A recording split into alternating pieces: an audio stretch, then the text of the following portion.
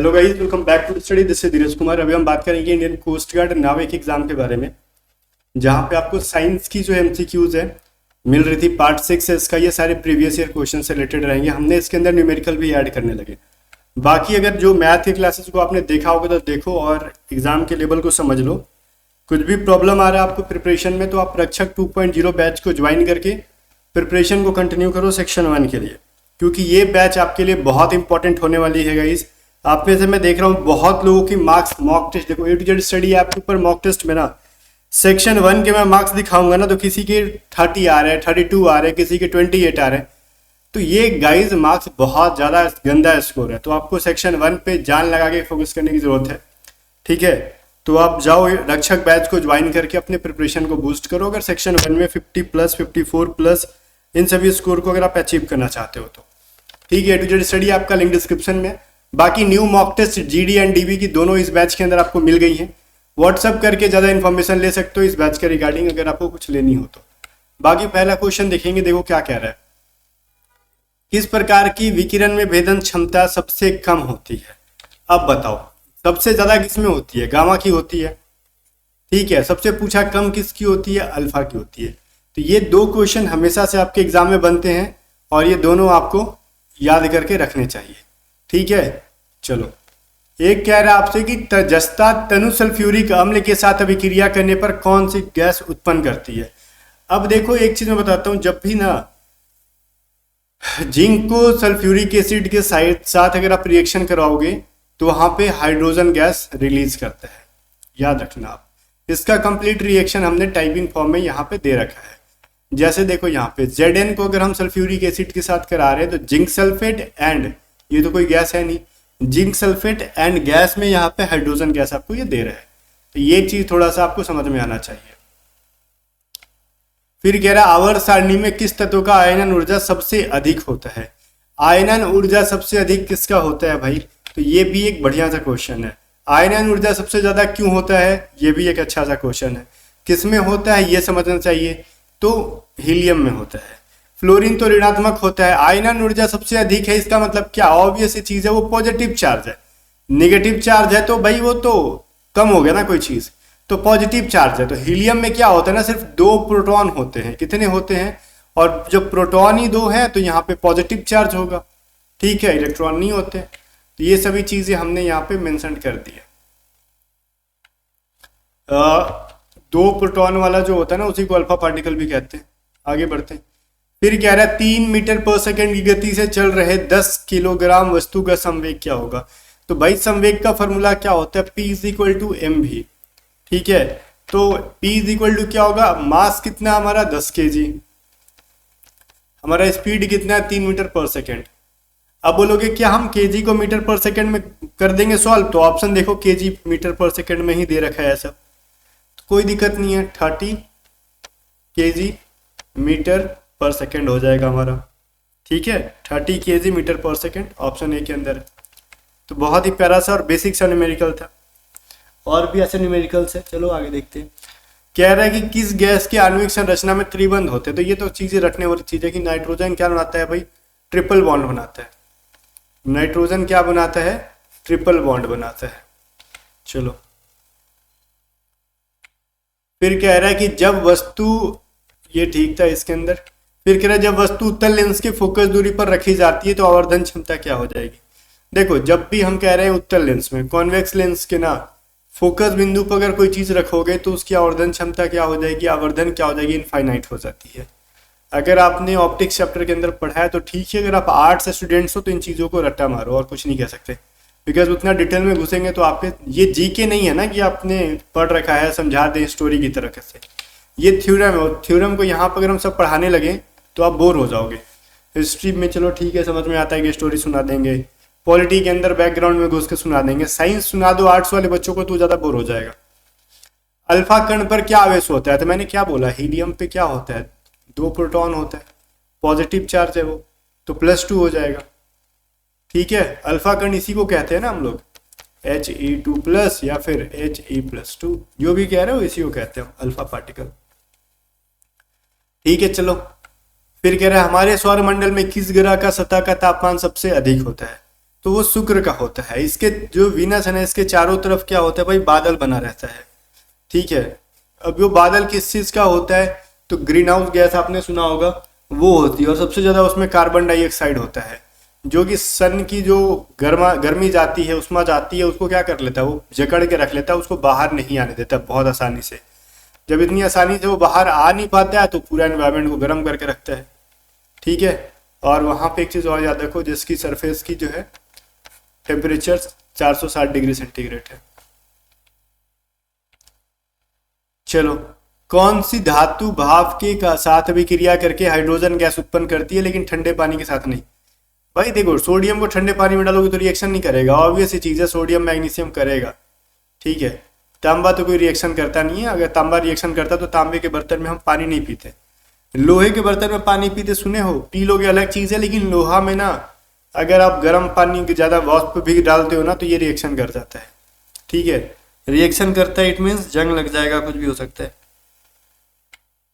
चलो, फिर कह रहा है 50 हर्ट्ज आवृत्ति वाले तरंग दैर्ध्य का आवर्तकाल क्या होता है?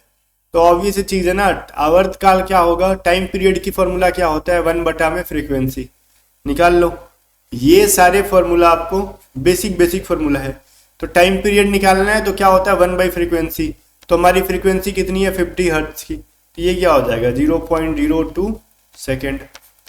सेकेंड में निकालोगे इसको। ठीक है, चलो सॉल्व कर लो इसको, सिंपल सा है। 1/50 को डिवाइड करोगे ऐसे, तो यहाँ पे पॉइंट दोगे तो 1 0, फिर एक डेसिमल 0 दोगे तो 0, और 50 दूनी 100, है ना, वही चीज है। आगे बढ़ते, फिर कह रहा है 4 मीटर पर सेकंड की गति से चल रहे 5 kg वस्तु की गतिज ऊर्जा क्या होगी? मैंने एक फॉर्मूला पढ़ाया था, काइनेटिक एनर्जी बराबर क्या होता है, हाफ mv²। बोलोगे ठीक है, आपने एक और क्वेश्चन कराया था काइनेटिक एनर्जी पे, अगर पोटेंशियल एनर्जी दे देता तो क्या करते, mgh कर लेते आप। ठीक है, इसके ऊपर भी हम आगे आएंगे, फिलहाल ये दो फॉर्मूला याद रखोगे, काइनेटिक एनर्जी बराबर हाफ mv², पोटेंशियल एनर्जी बराबर mgh। ठीक है, अब ये दोनों के टर्मिनोलॉजी पे जाएंगे, एक एक चीजों पे कि m क्या है, g क्या है, h क्या है, वो आगे। फिलहाल अभी हम क्या करेंगे, काइनेटिक एनर्जी पूछ रहा है तो हाफ को तो 1/2 करोगे, मास कितना है 5 kg, v की स्पीड क्या है, वेलोसिटी, तो 4 मीटर पर सेकेंड स्क्वायर, तो 4 का स्क्वायर, तो ये हो जाएगा 5 × 16/2, इसका मतलब 8×5 = 40 जूल। ठीक है, एनर्जी को जूल में ही नहीं करोगे मेजर। अच्छा ठीक है, फिर आगे बढ़ते हैं। फिर कह रहा है कौन सा तत्व सबसे प्रबल क्षारीय ऑक्साइड बनाता है?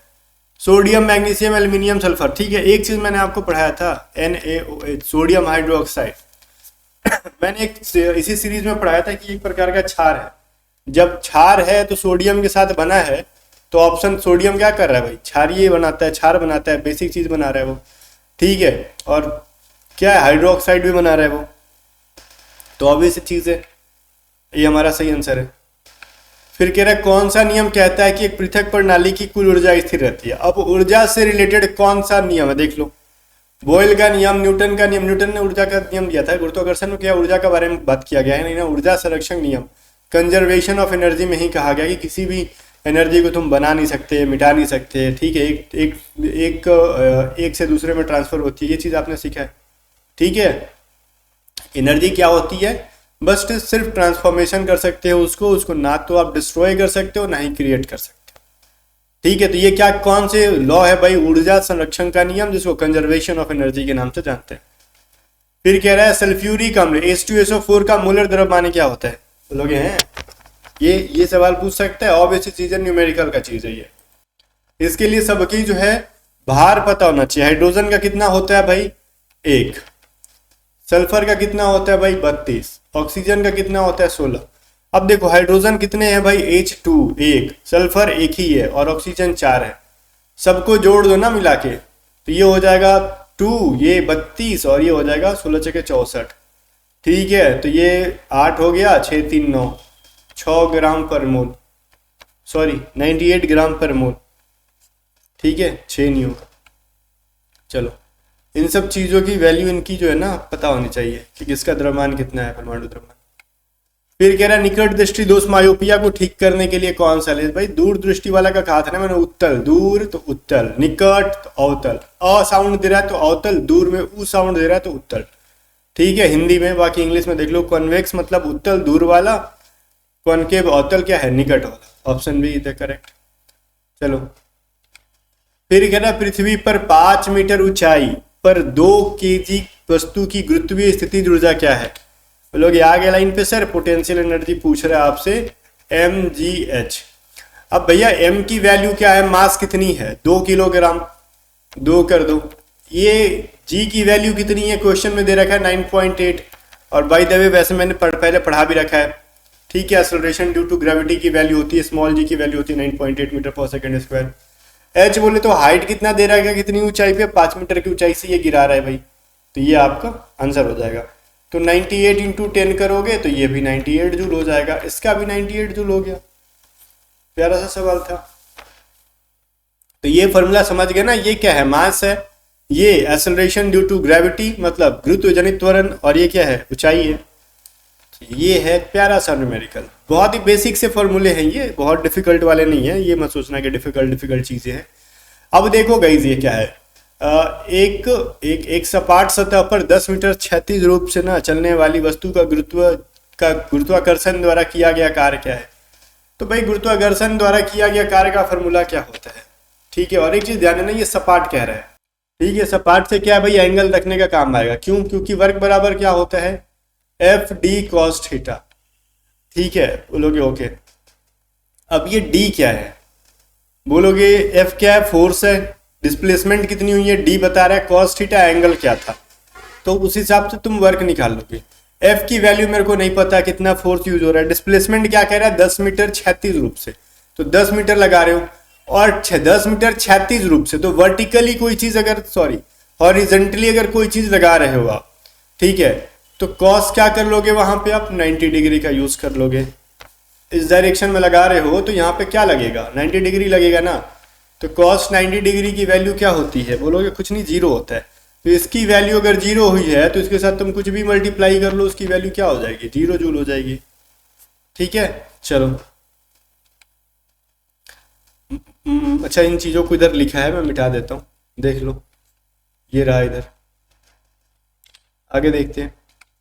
फिर कह रहा निम्नलिखित में से कौन सा अधातु है, सोडियम, सल्फर, लोहा, तांबा, ठीक है। तो सोडियम तो ऑब्वियसली मेटल है, सल्फर हमारा नॉन मेटल है, ठीक है। लोहा तांबा क्या है, देखो सोडियम बहुत सारे लोग कर सकते थे, बट ये मैंने पहले ही पढ़ा था कि किस धातु को पानी में डालने पर रिएक्शन करता है, तो सोडियम था, वो तो मेटल ही था ना, तो नॉन मेटल पूछे आपसे, सल्फर हो जाएगा आपका, ठीक है। फिर कह रहा पृथ्वी के वातावरण में दूसरी सबसे प्रचुर मात्रा में पाई जाने वाली कौन सी गैस है, ऑक्सीजन है भाई, सिंपल सा लॉजिक है। सबसे ज्यादा क्या है, नाइट्रोजन, ऑक्सीजन दूसरे नंबर पे है। यहाँ पे अगर पूछ भी रहा है कितना कितना है, तो चीजें यहाँ पे मेंशन्ड है, आप पढ़ सकते हो। Oxygen 21%, nitrogen 78%। जंग का रासायनिक नाम क्या है, ठीक है, तो जंग का रासायनिक नाम क्या हो जाएगा, iron oxide, okay. Iron oxide को ही कहते हैं जंग, ठीक है। लिख सकते हो Fe2 ना, N3 हो जाएगा, N3 नहीं O3 हो जाएगा आपका, पहले O आता है ना, NH2। मैं इसको साफ साफ नीचे लिख देता हूँ, Fe, मैं लिखने में इतना जल्दीबाजी करता हूँ ना, Fe2O3N, ये डॉट है, मतलब इसका मतलब होता है मल्टीप्लाई है, H2, ये है क्या आपका आयरन ऑक्साइड। तो ये एक जंग है जो लोहे के अंदर रस्ट लगता है ना, रस्ट, वही चीज है, ठीक है। ऑप्शन ए के अंदर ही ये चीज है। फिर कह रहा है चलती कार द्वारा किस प्रकार की ऊर्जा उत्पन्न होती है। अब खुद से सोचो भाई, जो चीज ऑलरेडी मूव कर रही है, मूवमेंट है उसके अंदर, तो उसमें गतिज ऊर्जा ही होगी ना, इसलिए रुकी थोड़ी है वो चीज, काइनेटिक एनर्जी। आगे बढ़ रहे हैं, हमारे सौर मंडल में सबसे बड़ा ग्रह कौन सा है, सबसे लार्जेस्ट प्लेनेट कौन सा। कुछ क्वेश्चंस मैंने इजी भी डाल रखे हैं इसके अंदर, जुपिटर है। कुछ न्यूमेरिकल के डिफिकल्ट डाले, और सारे मैं न्यूमेरिकल्स डाल दूंगा ना तो बच्चा डिप्रेशन चला जाएगा, ये हमसे कुछ भी नहीं बन रहे। कुछ क्वेश्चंस ऐसे भी डालने पड़ते हैं जो सबसे बने। इनमें से कौन सा अम्ल है बताओ। ये तो ऑब्वियस चीज है, मैंने बात किया, क्या है, क्षार है, ठीक है, सोडियम हाइड्रोक्साइड। ये क्या है, हाइड्रोक्लोरिक अम्ल। सल्फ्यूरिक अम्ल तो होता है H2SO4, ये है हमारा हाइड्रोक्लोरिक अम्ल। तो ये एसिड मैंने जब बोल ही दिया तो ऑब्वियस चीज है ना, यही चीज है, एसिड है वो। आगे बढ़ते हैं। उच्च चालकता के कारण बिजली के तारों में कौन सी धातु का उपयोग होता है। अब देखो, बिजली के तार में आप लोहा का यूज नहीं करते, चांदी का यूज नहीं करते, आप तांबा और एल्यूमिनियम करते हो, ठीक है, एल्यूमिनियम की भी ठीक है, लेकिन उच्च चालकता नहीं होती है। सबसे ज्यादा उच्च चालकता किसका होता है? तांबा का होता है। ठीक है, आपने कहा है ना कि ये कॉपर का वायर है, ये ज्यादा स्ट्रांग होगा एल्यूमिनियम की अपेक्षा, सुने भी हो गया। ठीक है, अच्छा अगला क्वेश्चन ये रहा, निम्नलिखित में से कौन सा भौतिक परिवर्तन है? ठीक है, तो भौतिक परिवर्तन मीन्स व्हाट, क्या होता है भौतिक परिवर्तन? जिन चीजों को वापस से उसके पहले फॉर्म में रिकवर किया जा सके, बस यही ना फिजिकल चेंजेस होती है। लकड़ी को जला के वापस ले आओगे, लकड़ी बना लोगे, बोलोगे ना? बिल्कुल भी नहीं, पॉसिबल ही नहीं है। बर्फ को पिघला के, मैंने ये एग्जांपल पहले दिया भी था कि बर्फ को अगर पिला दोगे वाटर बना के अगेन हम बर्फ बना सकते हैं, तो option be the correct answer. ठीक है, कुछ क्वेश्चंस एंड में मैं इजी डाल देता हूँ, बाकी चीज़ें बैचेज हैं, बैचेज ज्वाइन करो, प्रिपरेशन करो। मैं इस चीज़ की गारंटी देता हूँ कि मैक्सिमम जो है ना क्वेश्चंस इस बैचेज में पढ़ाए हुए कॉन्सेप्ट के ही आते हैं हमेशा आपके एग्जाम में। इसमें कोई दो राय मत रखना कि इसमें पढ़ाए गए कॉन्सेप्ट से कुछ अलग आने वाला है। सेक्शन 1 की कंप्लीट, इसके अंदर रिकॉर्डेड बैचेज आपको मिल जाएंगी एंड मॉक टेस्ट सेक्शन 1, 2 दोनों की मिलेगी। जीडी और डीबीओ दोनों की 10 मॉक टेस्ट भी मैं आपको इसके अंदर प्रोवाइड करता हूँ। बाकी गाइज मिलते हैं नेक्स्ट वीडियो में, तब तक के लिए बाय बाय। वीडियो को लाइक कर शेयर कर देना, स्टडी को सब्सक्राइब कर लेना।